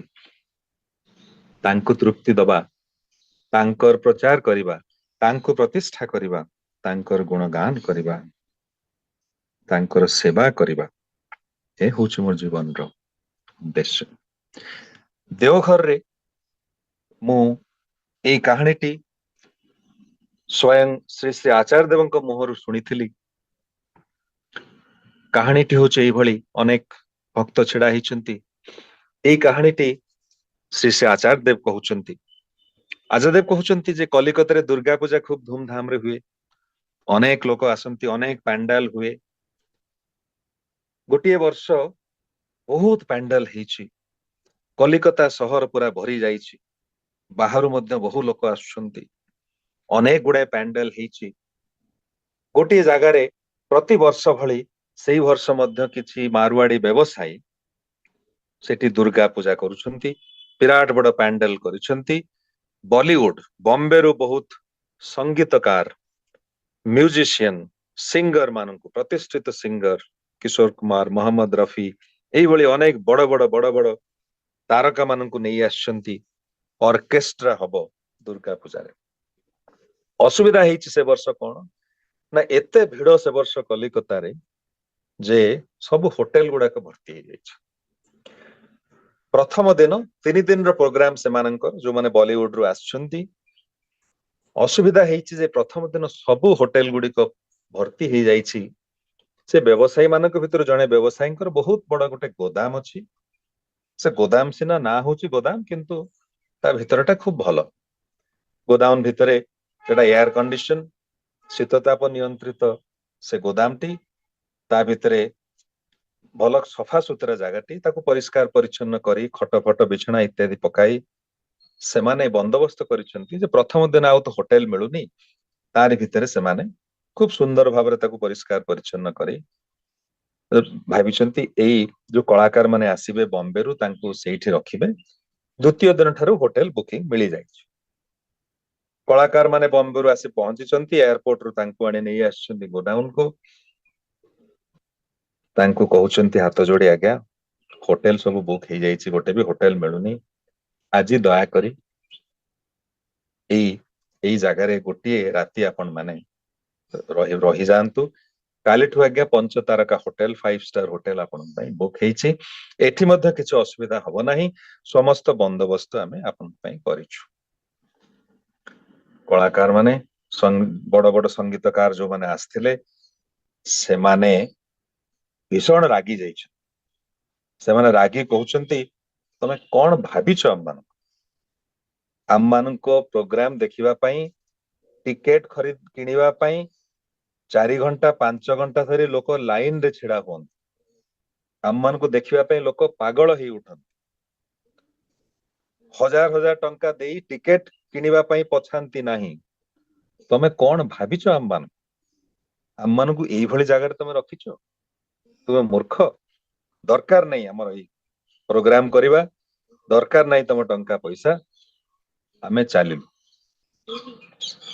ବ୍ୟବସାୟୀ ମାନେ ଏଇ ଯୋଉ ଦୁର୍ଗା ପୂଜାର ଆୟୋଜକ ମାନେ ଖୁବ ବ୍ୟତିବ୍ୟସ୍ତ ହେଇ ପଡିଛନ୍ତି, ଗୋଡ ହାତ ଧରିଛନ୍ତି, ଅନୁନୟ କରିଛନ୍ତି, ଅନୁରୋଧ କରିଛନ୍ତି, ଭାଇ ଆଜ୍ଞା ଯାଆନ୍ତୁ ନାହିଁ, ରହିଯାଆନ୍ତୁ, ଦୟା କରନ୍ତୁ, ଗୋଟିଏ ଦିନ କଥା, କାଲି ଠାରୁ ପଞ୍ଚତାରକା ହୋଟେଲ, ଏସବୁ ବିଭିନ୍ନ ତର୍କ ବିତର୍କ ବାକ୍ ବିତଣ୍ଡା ଚାଲିଛି। ହଠାତ୍ ଦେଖାଯାଇଛି ତାଙ୍କ ଏଇ ସଙ୍ଗୀତକାର ମାନେ ଭିତରେ ଆସିଥିଲେ ମହମ୍ମଦ ରଫି। ସିଏ ସବୁ ଗଣ୍ଡଗୋଳ ଭିତରେ ଯୋଉ ବାକ୍ ବିତଣ୍ଡା ଚାଲିଛି ସେଥିରେ କିନ୍ତୁ ସେ ନଥିଲେ। ହଠାତ୍ ଦେଖାଯାଇଛି ଯେ ସେ ଗୋଟେ କଣରେ ହାରମୋନିୟମ ଧରି ରିୟାଜ କରିବା ଆରମ୍ଭ କରିଛନ୍ତି। ତାଙ୍କ ଯୋଉ ସାଙ୍ଗ କଳାକାର ମାନେ ସେମାନେ ରାଗି ଯାଇଛନ୍ତି। ସେ ଆସି ତାଙ୍କୁ କହିଲେ, ରଫି ସାହେବ ଇଏ କଣ? ଆପଣ ଆଙ୍କୁ କାହିଁ କିଛି କହୁନାହାନ୍ତି? ଏମାନେ ଆମକୁ ଏଇଭଳି ଅପମାନିତ କରିଛନ୍ତି, ଏଇଭଳି ଗୋଟେ ଜାଗାରେ ରଖିବାକୁ ଦେଇଛନ୍ତି, ଆପଣ ତାଙ୍କୁ କିଛି ନ କହି ହାରମୋନିୟମ ଧରି ରିୟାଜ କରିବାକୁ ବସିଗଲେ କଣ? ମହମ୍ମଦ ରଫି କହୁଛନ୍ତି, ହସି ହସି କହୁଛନ୍ତି, ସ୍ମିତ ହାସ୍ୟ କରି କହୁଛନ୍ତି, ଭାଇ ମାନେ ଦେଖନ୍ତୁ, ସକାଳୁ ମନ ଭିତରେ ଆସୁଛି ଯେ ଆଉ ଗୋଟିଏ ଦିନ ତ ହେଇଛି, ଆଉ ଆଲ୍ଲାହ ମତେ ଆଉ ଗୋଟିଏ ଦିନ ଦେଇଛନ୍ତି ବଞ୍ଚିବା ପାଇଁ, ଆହୁରି 24 ଘଣ୍ଟା ମତେ ଦେଇଛନ୍ତି ବଞ୍ଚିବା ପାଇଁ। ମୁଁ ଭାବିଲି ତାଙ୍କର ଗୁଣଗାନ ଟିକେ କରିଦିଏ। ଏଇ ସବୁ ହୋଟେଲ ଫୋଟେଲ ଏଥିରୁ ମତେ ମିଳିବ କଣ? ଆଉ 24 ଘଣ୍ଟା ପାଇଛି। ସକାଳୁ ଉଠି ଭାବୁଛି ସୂର୍ଯ୍ୟ ଉଦୟ ଯେତେବେଳେ ହେଇଛି, ଆଲ୍ଲାହ ମତେ ଆହୁରି ଗୋଟିଏ ଦିନ ଦେଇଛନ୍ତି ବଞ୍ଚିବା ପାଇଁ, ତାଙ୍କରି ଗୁଣଗାନ ଟିକେ କରେ। ଖୋଦ୍ ଆଚାର୍ଯ୍ୟ ଦେବଙ୍କ ମୁହଁରୁ এই ଘଟଣାଟି ମୁଁ ଶୁଣିଥିଲି, ଅତ୍ୟନ୍ତ ହୃଦୟସ୍ପର୍ଶୀ। ଏଇ ମୁଁ ଯେ ତାଙ୍କର, ତା ଛଡା ମୋର ଆଉ କୌଣସି କାମନା ବାସନା ନାହିଁ। ତାଙ୍କୁ ତୃପ୍ତି ଦେବା ହଉଛି ମୋର ଜୀବନର କାମ। ଆଉ ଯାହା କିଛି ସବୁ ଥିଲେ ଭଲ, ନଥିଲେ ଅସୁବିଧା ନାହିଁ। 5 ଷ୍ଟାର ହୋଟେଲ ମିଳିଥିଲେ ଭଲ ହେଇଥାନ୍ତା, ମିଳିନାହିଁ, ଏଇଠି ରହିବାର ବନ୍ଦୋବସ୍ତ ହେଇଛି, କୌଣସି ଅସୁବିଧା ନାହିଁ। ଏସବୁ ତ ମୁଖ୍ୟ ନୁହେଁ। ମୁଖ୍ୟ ହଉଛି ତାଙ୍କୁ ଉପଲବ୍ଧି କରିବା, ତାଙ୍କୁ ଜୀବନରେ ପାଇବା, ତାଙ୍କର ସେବା କରିବା, ତାଙ୍କର ଗୁଣଗାନ କରିବା। ଇଏ ହଉଛି ଜୀବନର ମୁଖ୍ୟ ଉଦ୍ଦେଶ୍ୟ। ତାହା ଯଦି ହୁଏ ତାହେଲେ ଆଉ ଚିନ୍ତା କରିବାର କଣ ଅଛି? ଦେଖନ୍ତୁ ଏ ଛୋଟିଆ କଥାଟି ଭିତରେ କେତେ ସୁନ୍ଦର ସୁନ୍ଦର କଥା ଲୁଚି ରହିଛି, କେତେ ବାସ୍ତବ କଥା ଭିତରେ ରହିଛି। ଏଇ ଯେ ବିଷୟଟି, ଠାକୁର ମୋର ନା ମୁଁ ଠାକୁରଙ୍କର, ଏଇ ମୁଁ ଯେ ଠାକୁରଙ୍କର, ଏଇଟା ଜୀବନର ପ୍ରତି ମୁହୂର୍ତ୍ତରେ, ପ୍ରତି କ୍ଷେତ୍ରରେ, ପ୍ରତି ପଦକ୍ଷେପରେ ଭାବି ନେବାକୁ। 2-3 ବର୍ଷ ଆଗରୁ ମୋର ପୁଅ ଲଣ୍ଡନ ଯାଉଥିଲା ପାଠ ପଢିବା ପାଇଁ, ମାଷ୍ଟର୍ସ କରିବା ପାଇଁ ସାଇନ୍ସରେ, ଏବଂ ତାର ପିଓର ସାଇନ୍ସରେ ଆଗ୍ରହ ଥିଲା। ସେଇ ସମୟରେ ପୂଜନୀୟ ବିଣ୍ଟୁଦା ବାଙ୍ଗାଲୋରରେ ଥିଲେ ଏବଂ ଗୋଟିଏ ସତ୍ସଙ୍ଗରେ ତାଙ୍କର ଦର୍ଶନ ହୁଏ ଏବଂ ସେ ପୁଅକୁ ପଚାରନ୍ତି, ମୁଁ ଶୁଣିଲି ତୁମେ ଲଣ୍ଡନ ଯାଉଛ, କଣ ପାଇଁ ଯାଉଛ? ସେ କହିଲା MSc ପଢିବା ପାଇଁ। ପଚାରିଲେ କଣ ପାଇଁ MSc ପଢିବ? ସେ କହିଲା ଯେ ମୁଁ ରିସର୍ଚ୍ଚ କରିବା ପାଇଁ ଇଚ୍ଛା। କହିଲେ କଣ ପାଇଁ ରିସର୍ଚ୍ଚ କରିବ? ସେ କହିଲା ସାଇଣ୍ଟିଷ୍ଟ ହବା ପାଇଁ ମୁଁ ଚାହେଁ। ସେ ପଚାରିଲେ କଣ ପାଇଁ ସାଇଣ୍ଟିଷ୍ଟ ହବାକୁ ଚାହୁଁଛ? ପୁଅ ମୋର ଚୁପ ରହିଲା, ବୁଝିପାରିଲାନି ଏ କଥା ବାରମ୍ବାର ବାରମ୍ବାର କଣ ପଚାରୁଛନ୍ତି, କଣ ପାଇଁ କଣ ପାଇଁ କଣ ପାଇଁ। ସେ ନୀରବ ରହିଲା। ପୁଣି ଅନେକ ସମୟ ପରେ ଭାବି କହିଲା କିଛି ଉଦ୍ଭାବନ କରିବା ପାଇଁ, ଇନଭେନସନ କରିବା ପାଇଁ। ପୁଣି ସେୟା ପଚାରିଲେ କଣ ପାଇଁ କରିବାକୁ ଚାହୁଁଛ? ଉଦ୍ଭାବନ, ଇନଭେନସନ। ଆଉ କିଛି କହିବାର କିଛି ଉପାୟ ନଥିଲା ତା ପାଖରେ। ସେ ନିଜେ ହିଁ ତାକୁ କହିଲେ, ଏଇ ପ୍ରଶ୍ନ ଯଦି କିଏ କରେ ଯେ ସାଇଣ୍ଟିଷ୍ଟ କଣ ପାଇଁ ହବାକୁ ଚାହୁଁଛ, ତୁମେ କହିବ ଠାକୁରଙ୍କ ସେବା କରିବି ବୋଲି ସାଇଣ୍ଟିଷ୍ଟ ହେବାକୁ ଚାହୁଁଛି। ଠାକୁରଙ୍କ ସେବା କରିବି ବୋଲି, ବହୁତ ନାଁ କମେଇବି ବୋଲି ନୁହେଁ, ବହୁତ ଟଙ୍କା ପଇସା ରୋଜଗାର କରିବି ବୋଲି ନୁହେଁ, ସାଇଣ୍ଟିଷ୍ଟ ହବାକୁ ଚାହୁଁଛି, ଠାକୁରଙ୍କ ସେବା କରିବି ବୋଲି। ମୁଁ ଯଦି ଡକ୍ଟର ହବାକୁ ଚାହେଁ, ପଇସା ରୋଜଗାର କରିବା ପାଇଁ ନୁହେଁ, ଠାକୁରଙ୍କ ସେବା କରିପାରିବି ଗୋଟିଏ ଡକ୍ଟର ଭାବରେ, ସେଇଥିପାଇଁ। ମୁଁ ଯଦି ଶିକ୍ଷକ ହବାକୁ ଚାହେଁ, କାହିଁକି ଶିକ୍ଷକ ହବାକୁ ଚାହେଁ, କାହିଁକି ମୁଁ ଶିକ୍ଷକ ହେଇଛି? ସ୍କୁଲରେ ପାଠ ପଢିବା ପାଇଁ? ହଁ, କିନ୍ତୁ ତାଠାରୁ ବଡ କଥା ହଉଛି ମୁଁ ଶିକ୍ଷକ ହେଇଛି ଶ୍ରୀ ଶ୍ରୀ ଠାକୁରଙ୍କ କାମ କରିବା ପାଇଁ। ଶ୍ରୀ ଶ୍ରୀ ଠାକୁର କହିଛନ୍ତି ଆମର ପ୍ରତ୍ୟେକଟି କର୍ମ ଭିତରେ, ପେଶା ଭିତରେ, ବୃତ୍ତି ଭିତରେ, ପ୍ରଫେସନ ଭିତରେ, ଜୀବନର ସମସ୍ତ ଆସ୍ପେକ୍ଟ ଭିତର ଦେଇ ତାଙ୍କ କଥା ହିଁ ଚିନ୍ତା କରିବାକୁ ହୁଏ, ତାଙ୍କ କଥା ଭାବିବାକୁ ହୁଏ। ଆମର ଜୀବନଟା ତାଙ୍କରି ପାଇଁ। ଏଇ ମୌଳିକ କଥାଟି କିନ୍ତୁ ଅନେକ ସମୟରେ ଆମେ ବୁଝିପାରନ୍ତି ନାହିଁ। କିନ୍ତୁ ଜୀବନର ସବୁ କିଛି ତାଙ୍କରି ପାଇଁ। ଯଦି ବିବାହ କରେ ତାଙ୍କରି ପାଇଁ, ଯଦି ସନ୍ତାନ ସନ୍ତତି ହୁଅନ୍ତି ତାଙ୍କରି ପାଇଁ, ଚାକିରି କରେ ତାଙ୍କରି ସେବା କରିବା ପାଇଁ, କର୍ମକ୍ଷେତ୍ରରେ ଉନ୍ନତି କରେ ତାଙ୍କରି ସେବା ଆହୁରି କରିବା ପାଇଁ। କାରଣ ମୁଁ ଠାକୁରଙ୍କର। ଏଇ ମୁଁ ଠାକୁରଙ୍କ ଭିତରେ ଯୋଉ କଥାଟି ଅଛି, ତାହା ହଉଛି ମୋର ଠାକୁରଙ୍କ ପ୍ରତି ଅନୁରାଗ। ଠାକୁର ମତେ ଭଲ ପାଆନ୍ତୁ ନ ପାଆନ୍ତୁ, ଗୁରୁ ମତେ ଭଲ ପାଆନ୍ତୁ ନ ପାଆନ୍ତୁ, ସେଥିରେ ମୋର ଯାଏ ଆସେ ନା। ମୁଁ କିନ୍ତୁ ନିଃସର୍ତ୍ତ ଭାବରେ ତାଙ୍କୁ ଭଲ ପାଏ। ସେ ଠାକୁର କହୁଛନ୍ତି ଭଲ ପାଇବା ଭିତରେ ଯୋଉ ଗିଭ୍ ଆଣ୍ଡ ଟେକ୍ ବୋଲି କୁହାଯାଏ, ସେଇଟା ମତେ ଭଲ ଲାଗେ ନା। ମୁଁ ଭାବେ ଭଲ ପାଇବା ମାନେ ଓନ୍ଲି ଗିଭ୍, नो ଟେକ୍। ଆମେ କହନ୍ତି ନା ଭଲ ପାଇବାଟା ମ୍ୟୁଚୁଆଲ ହବା ଦରକାର, ପାରସ୍ପରିକ ହବା ଦରକାର। ଜଣେ ଭଲ ପାଉଛି ଆଉ ଜଣେ ଭଲ ପାଉନି, ତାହେଲେ କିଭଳି କଥା? ଠାକୁର କହୁଛନ୍ତି ଭଲ ପାଇବା ଭିତରେ କେବଳ ଗିଫ୍ଟ ଅଛି। ଆଚାର୍ଯ୍ୟ ଦେବ କୁହନ୍ତି ଯେ ତୁମେ ଯେତେବେଳେ ଭଲ ପାଅ ସେତେବେଳେ ନିଃସର୍ତ୍ତ ଭଲ ପାଇବା ଉଚିତ। ତୁମେ ତୁମ ସ୍ତ୍ରୀଙ୍କୁ ଭଲ ପାଅ, ସେ ତୁମକୁ ଭଲ ପାଆନ୍ତୁ ବା ନ ପାଆନ୍ତୁ, ତଥାପି ତୁମେ ତାଙ୍କୁ ଭଲ ପାଅ। ତୁମେ ତୁମ ସ୍ୱାମୀଙ୍କୁ ଭଲ ପାଅ, ସିଏ ତୁମକୁ ଭଲ ପାଆନ୍ତୁ ବା ନ ପାଆନ୍ତୁ, ତୁମେ କିନ୍ତୁ ତାଙ୍କୁ ନିଃସର୍ତ୍ତ ଭଲ ପାଅ। ଏଇ କଣ୍ଡିସନରେ ନୁହେଁ ଯେ ପ୍ରତ୍ୟୁତ୍ତରେ ଇନ ରିଟର୍ନ ଆପଣଙ୍କୁ ମଧ୍ୟ ମତେ ଭଲ ପାଇବାକୁ ହବ। ଏଇ ଭଲ ପାଇବା ଭିତରେ ଗିଭ୍ ଆଣ୍ଡ ଟେକ୍ ନାହିଁ। ଧରନ୍ତୁ ଯେତେବେଳେ ମୁଁ ଓଡିଶା ଯାଏ, ସେତେବେଳେ ସୁଭାଷ ଭାଇ ଘର ପାଖରେ ଗୋଟେ ଭଲ ମିଷ୍ଟାନ୍ନ ଭଣ୍ଡାର ଅଛି। ସେ ଯେତେବେଳେ ଆସନ୍ତି ମୋ ପାଖକୁ, ସେତେବେଳେ ଭଲ ଛେନାପୋଡ ନେଇ ଆସନ୍ତି। ବହୁତ ଖୁସି ହୁଏ, ମୁଁ ବହୁତ ଭଲ ଲାଗେ। ସୁଭାଷ ଭାଇ ଗଲେ ଛେନାପୋଡ ଆଣନ୍ତି, ଛେନାପୋଡ ଦିଅନ୍ତି। ଗୋଟିଏ ଥର କଣ ହେଇଛି, ସେ ଆସିଛନ୍ତି, ମୋ ସାଙ୍ଗରେ ଦେଖା ହେଇଛି, କିନ୍ତୁ ଛେନାପୋଡ ଆଣିନାହାନ୍ତି। ମୁଁ ମନେ ମନେ ଭାବିଲି, କହିଲି ଛେନାପୋଡ ଜାଣିଲେନି, ସବୁବେଳେ ଆଣୁଥିଲେ, କେମିତି ଭୁଲିଗଲେ ଆଜି? କାହିଁ ତାଙ୍କର ମନେ ରହିଲା ନାହିଁ? ଏଇଟା କେମିତି ହେଲା? ଆଉ ତାଙ୍କର ଆଗ ଭଳିଆ ଭଲ ପାଇବା ନାହିଁ। ଆଗରୁ ସବୁବେଳେ ଆସିଲେ ଆଣୁଥିଲେ, ଆଜି ତ ଆଣିଲେ ନାହିଁ। ପ୍ରଶ୍ନ ଯେ ମୁଁ ସୁଭାଷ ଭାଇଙ୍କୁ ଭଲ ପାଏ ନା ଛେନାପୋଡକୁ ଭଲ ପାଏ? ଛେନାପୋଡକୁ ବେଶୀ ଭଲ ପାଏ। କାରଣ ଯୋଉ ସୁଭାଷ ଭାଇ ଭଲ ଭଲ ବୋଲି ମୁଁ କହୁଥିଲି, ଗୋଟିଏ ଥର ସେ ଛେନାପୋଡ ଆଣିନାହାନ୍ତି, ସେଇଥିରେ ତାଙ୍କ ପ୍ରତି ମୋର ଭଲ ପାଇବା କମିଗଲା। ଅର୍ଥାତ୍ ମୋର ଭଲ ପାଇବାଟା ଥିଲା ଛେନାପୋଡରେ। ଏଇଭଳି ଭଲ ପାଇବାର ତ କିଛି ହୁଏ ନା। କାରଣ ମଣିଷ ଯେତେବେଳେ କେବଳ ପାଇ ଚାଲେ, ସେତେବେଳେ ଭଲ ପାଇବା ତାର ଦେଉଥିବା ଲୋକ ଉପରେ ରହେ ନା, ଭଲ ପାଇବା ତାର ଥାଏ ପାଉଥିବା ଦ୍ରବ୍ୟ ଉପରେ।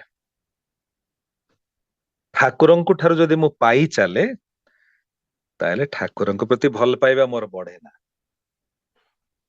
ମୋର ଭଲ ପାଇବା ଥାଏ ସେଇ ଯାହା କିଛି ପାଏ ତାଙ୍କ ଠାରୁ, ତାରି ଉପରେ। ଯଦି କୌଣସି କାରଣରୁ ପାଇବାରେ ଅସୁବିଧା ହେଲା, ପାଇବା କେବେ ଯଦି ବନ୍ଦ ହେଇଗଲା, ତାହେଲେ ଠାକୁର ଖରାପ। ଆମ ମାନଙ୍କ ଜୀବନରେ ହୁଏ। ଅନେକ ଲୋକ ଦୀକ୍ଷା ନିଅନ୍ତି, ଜୀବନରେ କିଛି ଭଲ ହୁଏ, ଠାକୁର ଭଲ ବୋଲି କହନ୍ତି। କୌଣସି ଆପଦ ବିପଦ ଆସି ପହଞ୍ଚେ, ମଣିଷ କହେ ଠାକୁରଙ୍କୁ ଧରିକି ହେଲା କଣ, କିଛି ତ ଲାଭ ହେଲାନି।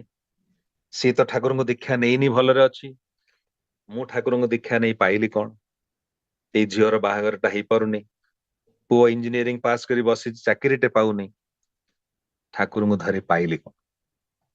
ମୋର ଭଲ ପାଇବା କିନ୍ତୁ ଠାକୁରଙ୍କ ପ୍ରତି ନାହିଁ। ଭଲ ପାଇବାଟା ସେତେବେଳେ ମୋର ପାଉଥିବା ଦ୍ରବ୍ୟ ଉପରେ। ଠାକୁର କହୁଛନ୍ତି ଯଦି ତୁମେ ପାଇ ଚାଲ, ଦାତା ଉପରେ ତୁମର ଭଲ ପାଇବା ବଢେ ନା, ଦାତା ଦେଉଥିବା ବସ୍ତୁ ଉପରେ ତୁମର ଭଲ ପାଇବା ନିବଦ୍ଧ ଥାଏ। କିନ୍ତୁ ତୁମେ ଯଦି ଦେଇ ଚାଲ, ଯଦି ଦେଇ ଚାଲ, ତୁମର ଭଲ ପାଇବା ଅଜାଣତରେ କେତେବେଳେ ଯେ ବଢିଯିବ ତୁମେ ନିଜେ ହିଁ ବୁଝିପାରିବ ନାହିଁ। ଉଦାହରଣ ସ୍ୱରୂପ ଧରନ୍ତୁ ଆପଣ ଗୋଟେ ଗଛ ଲଗେଇଛନ୍ତି, ସୁନ୍ଦର ଗଛଟିଏ, ସବୁଦିନେ ପାଣି ଦିଅନ୍ତି, ସାର ଦିଅନ୍ତି, ଗଛଟିର ଯତ୍ନ ନିଅନ୍ତି, ପାଖରେ ଥିବା ଅନାବନା ବୁଦାକୁ ସଫା କରିଦିଅନ୍ତି, ପ୍ରତିଦିନ ଗଛର ଯତ୍ନ ଆପଣ ନିଅନ୍ତି। ଗୋଟିଏ ଦିନ ହଠାତ୍ ଆପଣଙ୍କ ଅଜାଣତରେ ଗାଈଟିଏ ପଶି ଗଛଟିକୁ ଅଧା ଖାଇଦେଲା। ଆପଣଙ୍କ ମନରେ କି ଯେ ଦୁଃଖ। ସେ ଗଛଠୁ ଆପଣ କିଛି ପାଆନ୍ତି ନାହିଁ, କିଛି ପାଇନାହାନ୍ତି ମଧ୍ୟ, କିନ୍ତୁ ଗଛଟିକୁ ଆପଣ ଦିଅନ୍ତି, ସବୁଦିନେ ପାଣି ଦିଅନ୍ତି, ସାର ଦିଅନ୍ତି, ଯତ୍ନ ଦିଅନ୍ତି। ସେଇ ଗଛଟି ପ୍ରତି ଆପଣଙ୍କର ଯେ କେତେ ମମତା, କେତେ ଭଲ ପାଇବା। ଗାଈଟି ଖାଇଗଲା, ମନେ ହେଲା ଆପଣଙ୍କୁ ଯେମିତି ହୃଦୟ ଫାଟି ଯାଉଛି। ଆପଣଙ୍କର ଭଲ ପାଇବା ଗଛ ପ୍ରତି ଏଇଥିପାଇଁ ଯେ ଗଛକୁ ଆପଣ ନିଃସର୍ତ୍ତ ଦେଇ ଚାଲିଛନ୍ତି। ପାଉନାହାନ୍ତି କିଛି, ପାଇବାର ଆଶା କିଛି ରଖିନାହାନ୍ତି, ଦେଇ ଚାଲିଛନ୍ତି ନିଃସର୍ତ୍ତ। ସେଇଥିପ୍ରତି ଏତେ ଭଲ ପାଇବା। ମା ଛୁଆ ପିଲାଙ୍କର ଯତ୍ନ କରେ ବୋଲି ଛୁଆ ପିଲାଙ୍କ ପ୍ରତି କେତେ ଯେ ଶ୍ରଦ୍ଧା। ଠିକ ସେଇ ଶ୍ରଦ୍ଧା ପିଲାମାନଙ୍କର ଦେଖାଯାଏନି ମା ବାପାଙ୍କ ପ୍ରତି, କାରଣ କରିବାର ଅଭ୍ୟାସ ନଥାଏ ମା ବାପାଙ୍କ ପ୍ରତି। ତା ଯଦି ନ ହୁଏ ତାହେଲେ ଶ୍ରଦ୍ଧା ଆସିବ କିପରି? ମୁଁ ଯେ ଠାକୁରଙ୍କର, ଏଇ କଥା ଖାଲି କଥାରେ କହିଲେ ତ ହୁଏ ନା, ତାକୁ ବାସ୍ତବାୟିତ କରିବାକୁ ହେବ। ନିଜର ଜୀବନର ପ୍ରତ୍ୟେକଟି କର୍ମ ଭିତରେ, ଜୀବନର ପ୍ରତ୍ୟେକଟି ଅବସ୍ଥାରେ, ସବୁ କିଛି ଭିତର ଦେଇ ମୁଁ ଠାକୁରଙ୍କର, ଏଇ କଥା କିନ୍ତୁ ପ୍ରତିପାଳିତ କରିବାକୁ। ଶ୍ରୀ ଶ୍ରୀ ବଡ଼ଦା କହୁଥିଲେ every breath of my life is for Thakur. ଜୀବନର ପ୍ରତ୍ୟେକଟି ଶ୍ୱାସ ପ୍ରଶ୍ୱାସ ତାଙ୍କରି ପାଇଁ। ଯଦି ଜୀବନର ପ୍ରତ୍ୟେକଟି ଶ୍ୱାସ ପ୍ରଶ୍ୱାସ ତାଙ୍କରି ପାଇଁ, ତାହେଲେ ଜୀବନର ସବୁ କିଛି ତାଙ୍କରି ପାଇଁ। କାରଣ ଶ୍ୱାସ ପ୍ରଶ୍ୱାସ ତ ସବୁବେଳେ ଚାଲିଛି, ପ୍ରତ୍ୟେକଟି ଶ୍ୱାସ ପ୍ରଶ୍ୱାସ ଯଦି ତାଙ୍କରି ପାଇଁ ହୁଏ, ତାହେଲେ ଜୀବନର ସମସ୍ତଟା, ସବୁ ମୁହୂର୍ତ୍ତଟା, ସବୁ ଅବସ୍ଥାଟା, ମୁଁ ତ ପାଇଖାନାରେ ଥାଇପାରେ, ଗାଧୋଉ ଥାଇପାରେ, ଅଫିସରେ ଥାଇପାରେ, ଯୋଉଠି ଥାଇପାରେ, ସ୍ତ୍ରୀ ପାଇଁ ଶାଢୀ କିଣିବାକୁ ଯାଇଥାଇପାରେ, ପିଲାମାନଙ୍କୁ ପାଠ ପଢଉ ଥାଇପାରେ, ଇତ୍ୟାଦି ଇତ୍ୟାଦି। ଏଇ ଯେ ଇଷ୍ଟ କର୍ମ, ଶ୍ରୀ ଶ୍ରୀ ବଡ଼ଦା କହୁଛନ୍ତି କେବଳ ମନ୍ଦିର ତିଆରି କରିବା ନୁହେଁ, ଅର୍ଘ୍ୟ କଲେକ୍ସନ କରିବା ନୁହେଁ, ଉତ୍ସବ କରିବା ନୁହେଁ, ଚାକିରିରେ ବସିଛ, ଅଫିସ କାମ କରୁଛ, ସେ ବି ଇଷ୍ଟ କର୍ମ। ବଜାରକୁ ଯାଇଛ ସ୍ତ୍ରୀ ପାଇଁ ଶାଢୀ କିଣିଦବା ପାଇଁ, ସେ ବି ଇଷ୍ଟ କର୍ମ। ପରିବା କିଣିବାକୁ ଯାଇଛ, ସେ ବି ଇଷ୍ଟ କର୍ମ। ଅର୍ଥାତ୍ କିଭଳି ଭାବରେ ପରିବା କିଣିବାକୁ ହୁଏ ଏବଂ କିଭଳି ଭାବରେ ସଠିକ ମୂଲ୍ୟ ଦେବାକୁ ପଡେ, ଦୋକାନୀକୁ ମୁଁ ଠକି ଦେବାକୁ ଚେଷ୍ଟା କରେ ନା। ଏ ଭିତରେ ହଉଛି ଠାକୁରଙ୍କର କାମ। ମୁଁ ଯଦି ବ୍ୟକ୍ତିଗତ କଥା ଉଦାହରଣ ଦେବି, ଯେ କର୍ମକ୍ଷେତ୍ରରେ ଯୋଉଠି ମୁଁ କର୍ମ କରେ, ସେଠାରେ ଯେହେତୁ ଆଇଟି କମ୍ପାନୀରେ ମୁଁ କାମ କରେ, ଗୋଟିଏ ଦିନ ଏଭଳି ଘଟଣାଟିଏ ହେଇଛି ଯେ ମୁଁ ମୋର ସହକର୍ମୀଙ୍କୁ କହିଛି ଆଜି ଆପଣଙ୍କୁ ସନ୍ଧ୍ୟା ସୁଦ୍ଧା ଗୋଟେ ଇମେଲ ମୁଁ ପଠେଇବି, ଏଇ ସବୁ ଡିଟେଲ୍ସ ସେଇ ଇମେଲରେ ରହିବ। ଆମମାନେ ଯେହେତୁ ଆଇଟି କମ୍ପାନୀରେ କାମ କରୁ, ଲ୍ୟାପଟପ ଘରୁ ମଧ୍ୟ ଯେକୌଣସି ଜାଗାରୁ କନେକ୍ଟ କରି କରାଯାଇପାରେ କାମ। ସେ ଯାହା ହଉ ମୁଁ ତାଙ୍କ କଥା ତ ଦେଇଛି, କିନ୍ତୁ ସେଦିନ କାମ ସରୁ ସରୁ ବହୁତ ରାତି ହେଇଯାଇଛି। ଭୁଲି ମଧ୍ୟ ଯାଇଛି ଯେ ବନ୍ଧୁଙ୍କୁ କହିଥିଲି, ସହକର୍ମୀଙ୍କୁ କହିଥିଲି ମୁଁ ଇମେଲଟି ପଠେଇବି ବୋଲି। ଶୋଇ ଯାଇଛି ଗଭୀର ନିଦ୍ରରେ, ଅଧା ରାତିରେ ନିଦ ଭାଙ୍ଗିଛି ବାଥରୁମ ଯିବା ପାଇଁ। ହଠାତ୍ ମନେ ପଡି ଯାଇଛି ଯେ ମୋ ସହକର୍ମୀଙ୍କୁ କହିଥିଲି ଗୋଟେ ଇମେଲ ପଠେଇବି ବୋଲି। ତାପରେ ଭାବୁଛି ଏତେ ରାତି ହେଲାଣି, ସେ କଣ ରାତିରେ କମ୍ପ୍ୟୁଟର ଖୋଲିକି ମୋ ଇମେଲ ଦେଖିବେ? କାଲି ପଠେଇବି।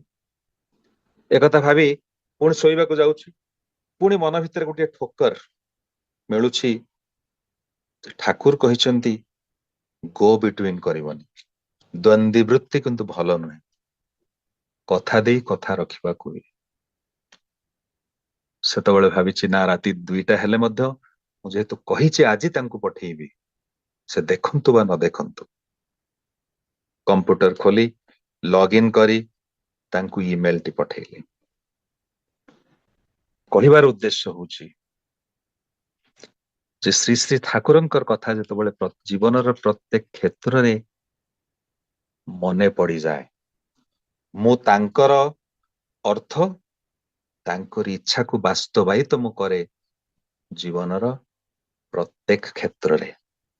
କେବଳ ଇଷ୍ଟ କର୍ମ, ଯାହା ସୋ କଲ୍ଡ ଆମେ ଇଷ୍ଟ କର୍ମ ବୋଲି ବୁଝନ୍ତି, ଅର୍ଘ୍ୟ ସଂଗ୍ରହ କରିବା, ମନ୍ଦିର କାମ, କନଷ୍ଟ୍ରକ୍ସନ କାମ କରିବା, ଆନନ୍ଦ ବଜାର ଭଣ୍ଡାରରେ ସହଯୋଗ କରିବା, ବିଭିନ୍ନ ଏସବୁ କାମରେ ଯୋଗ ଦେବା ଯଦି ଇଷ୍ଟ କର୍ମ ବୋଲି ଭାବନ୍ତି, ଶ୍ରୀ ଶ୍ରୀ ବଡ଼ଦା କହୁଛନ୍ତି ସେସବୁ ତ ଇଷ୍ଟ କର୍ମ, ସେଥିରେ କୌଣସି ସନ୍ଦେହ ନାହିଁ।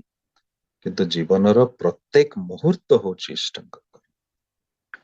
ଜୀବନର ପ୍ରତ୍ୟେକଟି କର୍ମ, ପରିବାର ଭିତରେ ଯାହା କରେ, ଅଫିସରେ ଯାହା କରେ, ବନ୍ଧୁ ବାନ୍ଧବଙ୍କ ସହ ଯାହା କରେ, ସ୍ତ୍ରୀ ପିଲା ଛୁଆଙ୍କ ସହ ମୋର ଯାହା ବ୍ୟବହାର, କଥାବାର୍ତ୍ତା, ପିତାମାତାଙ୍କ ପ୍ରତି ଯାହା ବ୍ୟବହାର, ପ୍ରତିବେଶୀଙ୍କ ପ୍ରତି ମୋର ଯାହା ବ୍ୟବହାର, ଏଇ ଜୀବନର ପ୍ରତ୍ୟେକଟି ଆସ୍ପେକ୍ଟରେ ଶ୍ରୀ ଶ୍ରୀ ଠାକୁର ଯେଭଳି ପ୍ରକାଶିତ ହୁଅନ୍ତି, ମୋର ଆଚରଣ ଭିତରେ ଯେଭଳି ଶ୍ରୀ ଶ୍ରୀ ଠାକୁର ପ୍ରକାଶିତ ହୁଅନ୍ତି, ପ୍ରତିଫଳିତ ହୁଅନ୍ତି, ତା ନହେଲେ ଜୀବନରେ ଉପଲବ୍ଧି କଲି କଣ, ପାଇଲି କଣ? ଥରେ ଜଣେ ବନ୍ଧୁ ପ୍ରଶ୍ନ କଲେ ଯେ ମୁଁ ଠାକୁରଙ୍କର କହିବା ତ ଠିକ, ହେଲେ ମୋର ତ ଅବସ୍ଥା ନାହିଁ, ଆର୍ଥିକ ଅବସ୍ଥା ସ୍ୱଚ୍ଛଳ ନୁହେଁ, ଶରୀର ମଧ୍ୟ ରୋଗଗ୍ରସ୍ତ, ମୁଁ এই ଅବସ୍ଥାରେ ଠାକୁରଙ୍କର କଣ ବା କରିପାରେ? এই ପ୍ରସଙ୍ଗରେ ଘଟଣାଟିଏ ମନେ ପଡେ।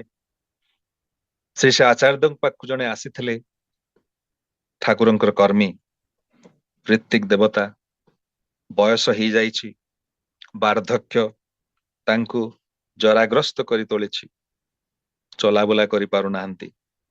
କୌଣସି ମତେ ବହୁ କଷ୍ଟରେ ତାଙ୍କର ପୁଅ ନେଇ ଆସିଥିଲେ ଆଚାର୍ଯ୍ୟ ଦେବଙ୍କ ପାଖକୁ। ସେ ନିବେଦନ କରୁଛନ୍ତି, ବାର୍ଦ୍ଧକ୍ୟ ଆସିଯାଇଛି, ବୁଢା ହେଇଯାଇଛି, ଚାଲି ବୁଲି ଆଉ ପାରୁନି, ଶଯ୍ୟାଶାୟୀ ବୋଲି କହିଲେ ହିଁ ଠିକ ହବ, ଏଇଭଳି ମୋର ଅବସ୍ଥା, ଆପଣ ଆଶୀର୍ବାଦ କରନ୍ତୁ, ମୁଁ କେମିତି ଟିକେ ସୁସ୍ଥ ହେଇଯାଏ। ଶ୍ରୀ ଶ୍ରୀ ଆଚାର୍ଯ୍ୟ ଦେବ ତାଙ୍କ ଶରୀର ବିଷୟରେ କିଛି କହୁନାହାନ୍ତି, ତାଙ୍କ ଦେହ ବିଷୟରେ କିଛି କହୁନାହାନ୍ତି, କୋଉ ଡାକ୍ତର ଦେଖେଇବ ସେ କଥା କହୁନାହାନ୍ତି। ଆଚାର୍ଯ୍ୟ ଦେବ କହୁଛନ୍ତି ସବୁଦିନ ସକାଳୁ ଉଠି 5 ଜଣ ଗୁରୁ ଭାଇଙ୍କୁ ଆପଣ ଦେଖା କରିବେ। ସେ ମନେ ମନେ ଭାବୁଛନ୍ତି ଶରୀର ମୁଁ ତ ଶଯ୍ୟାଶାୟୀ, ବହୁ କଷ୍ଟରେ ଉଠେ, କୌଣସି ମତେ ଆଶା ବାଡି ଧରି ବାଥରୁମ କୁ ଯାଏ, ନିତ୍ୟ କର୍ମ ସାରେ, ପୁଣି 5 ଜଣ ଗୁରୁ ଭାଇଙ୍କୁ କଣ ଦେଖା କରିବି? ଆଚାର୍ଯ୍ୟ ଦେବ କହୁଛନ୍ତି ପ୍ରତିଦିନ ଯିବେ, ସେମାନଙ୍କୁ ଜୟଗୁରୁ ଜଣେଇବେ, ତାଙ୍କର ଅଭାବ ଅସୁବିଧା କଣ ଟିକେ ପଚାରିବେ, ବୁଝିବେ, କେମିତି ଅଛନ୍ତି, ସକୁଶଳରେ ଅଛନ୍ତି କି ନାଇଁ ବୁଝିବେ। ଦାଦା ଜଣକ ପ୍ରଣାମ କରିକି ଆସିଛନ୍ତି ଏବଂ ଚେଷ୍ଟା କରିଛନ୍ତି ତାହା କରିବା ପାଇଁ। ବହୁ କଷ୍ଟରେ ଉଠି ଚେଷ୍ଟା କରିଛନ୍ତି 5ଟି ଗୁରୁ ଭାଇଙ୍କ ଘରକୁ ଯିବା ପାଇଁ,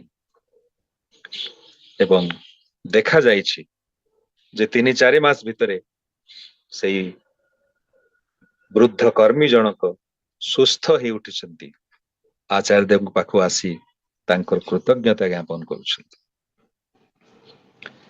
ଆ ଭିତରେ କୌଣସି ମିରାକେଲ ଅଛି ସେ କଥା କିନ୍ତୁ ମୁଁ ଭାବେ ନା, କିନ୍ତୁ ଏଇ ଯେ ନିଃସର୍ତ୍ତ ଭଲ ପାଇବା, ବାର୍ଦ୍ଧକ୍ୟ ମତେ ଅଟକେଇ ପାରିବ ନାହିଁ, ରୋଗ ମତେ ଅଟକେଇ ପାରିବ ନାହିଁ, ଏଇ ଜରା ବ୍ୟାଧି ମତେ ଅଟକେଇ ପାରିବ ନାହିଁ, ତାଙ୍କର କାମ ମତେ କରିବାକୁ ହବ। ସେ ଠାକୁର କହୁଛନ୍ତି ବାର୍ଦ୍ଧକ୍ୟ ଆସିଲେ ଆସୁ, କିନ୍ତୁ ଏଇ ମନର ବାର୍ଦ୍ଧକ୍ୟ କାହିଁକି? ବାର୍ଦ୍ଧକ୍ୟ ତ ଆସିବ ଆସିବ ହିଁ, ସେଥିରେ ସେ ଆଡକୁ ନଜର ଦେବାର କିନ୍ତୁ ପ୍ରୟୋଜନ ନାହିଁ। ନିତ୍ୟ ତାଙ୍କ ସେବାରେ ଲାଗି ରୁହ। ସମ୍ବଲପୁର ଜିଲ୍ଲାର ଜଣେ ଗୁରୁ ଭାଇ ଅଛନ୍ତି, ଯାହାଙ୍କ ସହ ମୋର ଫୋନରେ କଥା ହୁଏ। 2-3 ବର୍ଷ ଆଗରୁ ପକ୍ଷାଘାତ ରୋଗରେ ପାରାଲିସିସ୍ ହେଇ ତାଙ୍କର ଶରୀରର ବାମ ପଟଟି ପାରାଲିସିସ୍ ହେଇଯାଇଛି। ବ୍ରେନ ଷ୍ଟ୍ରୋକ ହେଇଥିଲା ତାଙ୍କୁ, ଉଠି ପାରନ୍ତି ନାହିଁ, କିନ୍ତୁ ତାଙ୍କ ସାଙ୍ଗରେ କଥାବାର୍ତ୍ତା କରିପାରୁଛନ୍ତି। ଫୋନରେ କଥା ହେଲେ ଏଭଳି ପ୍ରେରଣା ମିଳେ ଯେ ତାଙ୍କ ଭିତରେ କୌଣସି ଦୁଃଖ ନାହିଁ, ଅଭିମାନ ନାହିଁ। କେବେ ବି ସେ ଠାକୁରଙ୍କୁ କହନ୍ତି ନାହିଁ ଯେ ମୁଁ ଏଭଳି ଅବସ୍ଥାରେ କାହିଁ ଅଛି। କଥା ହେଲା ବେଳେ ଅନେକ ସମୟରେ ମତେ କହନ୍ତି ମୁଁ ଭଲରେ ଅଛି। ଅନେକ ପକ୍ଷାଘାତ ରୋଗୀ, ବ୍ରେନ ଷ୍ଟ୍ରୋକ ରେ ଆକ୍ରାନ୍ତ ହେଇଥିବା ରୋଗୀ ସମ୍ପୂର୍ଣ୍ଣ ଭାବରେ ଶଯ୍ୟାଶାୟୀ, କଥା ବି କହି ପାରୁନାହାନ୍ତି। ମୋର ତ ଗୋଟିଏ ପଟ ପାରାଲିସିସ୍, ଆଉ ଗୋଟେ ପଟ ତ ଚାଲୁଛି, କଥାବାର୍ତ୍ତା ତ କରିପାରୁଛି। ସବୁଦିନେ ଫୋନ ମାଧ୍ୟମରେ ମୁଁ ଡିପି ୱାର୍କ ମଧ୍ୟ କରୁଛି। ଗୁରୁ ଭାଇ ମାନଙ୍କଠୁ ନମ୍ବର ନେଇ ନୂଆ ଦୀକ୍ଷା ନେଇଥିବା ଭାଇମାନଙ୍କୁ ଫୋନ କରି ତାଙ୍କର କୁଶଳରେ ଅଛନ୍ତି କି ନାହିଁ ବୁଝୁଛି, କିଭଳି ଅଛନ୍ତି, କଣ ଅଭାବ ଅସୁବିଧା ଅଛି, ଠାକୁରଙ୍କ କଥା ତାଙ୍କୁ କହୁଛି। ଶରୀର ମୋର ଅସୁସ୍ଥ ହେଲେ କଣ ହବ? ମୋର ଡାହାଣ ହାତ ତ ଚାଲୁଛି, କାନ ତ ଶୁଣି ପାରୁଛି, ମୁହଁରେ କଥା ତ କହିପାରୁଛି। ଠାକୁରଙ୍କ କାମ କରିବି ନାହିଁ କାହିଁକି? କଣ ପାଇଁ କରିପାରିବି ନାହିଁ? ତାଙ୍କର ଦୟା ତ ହଉଛି ଅପାର। ଏଇ ହଉଛି ସେଇ ଭାବ ଯେ ମୁଁ ଠାକୁରଙ୍କର ନିତ୍ୟ ସେବକ, ମୁଁ ହିଁ ତାଙ୍କର। ସେ ମୋର ଏଇ ଅଧିକାର ମୁଁ ସାବ୍ୟସ୍ତ କରିବାକୁ ଚାହେଁ ନା, ମୁଁ କିନ୍ତୁ ତାଙ୍କର ନିରନ୍ତର ସେବକ। ସତ୍ସଙ୍ଗର ସମୟ ସୀମିତ। ଆଜି ଏଇଠାରେ ବକ୍ତବ୍ୟ ମୁଁ ସାଙ୍ଗ କରିବି। ଆଜି ଯେହେତୁ ମୋର 9:30 ସମୟରେ ଗୋଟେ ମିଟିଂ ଅଛି, ତେଣୁ ମତେ ଆପଣଙ୍କ ସହିତ ମୁଁ ବର୍ତ୍ତମାନ ଯୁକ୍ତ ରହିବି କିଛି ସମୟ। ତାପରେ 9:30 ସମୟରେ ମତେ ଯିବାକୁ ହବ ଅଫିସର କୌଣସି ଗୋଟିଏ କାର୍ଯ୍ୟରେ। କିନ୍ତୁ ବିଦାୟ ନେବା ପୂର୍ବରୁ ପରମ ପିତାଙ୍କ ପାଖରେ ପ୍ରାର୍ଥନା, ଆପଣ ମାନଙ୍କର ପ୍ରତି ପ୍ରତ୍ୟେକଙ୍କର, ଆମ ସମସ୍ତଙ୍କର ସପରିବାର ସପରିବେଶ ସର୍ବାଙ୍ଗୀନ ମଙ୍ଗଳ ହଉ, ଏହା ହିଁ ହଉଛି ଠାକୁରଙ୍କ ପାଖରେ ମୋର ପ୍ରାର୍ଥନା। ବନ୍ଦେ ପୁରୁଷୋତ୍ତମ। ଜୟ ଗୁରୁ।